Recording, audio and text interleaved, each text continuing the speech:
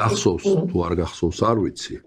ზვიად გამსახურდიამ შეესთავაზა ოპოზიციას, პოლიტიკურ პარტიაში ვიყავი, ფაქტიურად დისიდენტურ ორგანიზაციაში ვიყავი, რომელიც პოლიტიკურ პარტიად ჩამოყალიბდა ეროვნული სამართლიანობის კავშირი, რომელიც რესპუბლიკურ ფედერალურ პარტიად ჩამოყალიბდა შემდეგ.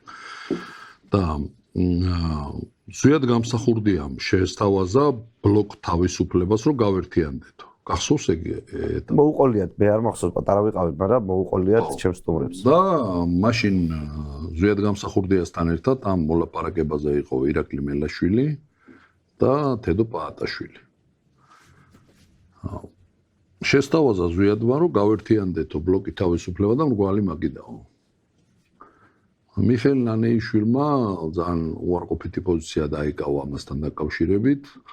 ზვიადმა შეესთავაზა შემდეგი, რომ პირველი 5 ადამიანიო იქნებაო არა რომელიმე პარტიის წევრიო, არამედ პარაოზებს რო ეძახიან. ვიღაცეები რა, ვინც იყვნენ იმდროინდელი ავტორიტეტები. მუხრან მაჭავარიანი, ელის ბარჯაველიძე და ჩამოთვლილი იყო 5 ადამიანი, აკაკი ბაქრაძე და ასე შემდეგ, თვითონ და ასე შემდეგ. და შემდეგიო თითო-თითოზე გავინაწილოთ. ბლოკმა თავისუფლებამ ჩათვალა, რომ ესეთი მიდგომა მიუღებელი იყო. და ბლოკ თავისუფლებას ჰქონდა ძალიან დიდი ამბიცია, ხა ვინ შედიოდა ბლოკ თავისუფლებაში.